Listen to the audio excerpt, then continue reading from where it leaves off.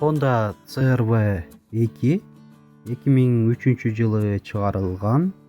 Кыймылдаткычтын көлөмү 2 куб, оң руль, коробка механика. Баасы 370 000 сом. Автоунаа Жалал Абад областы, Базаркоргон районунда.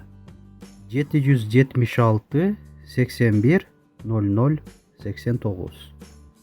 776 81 00 89.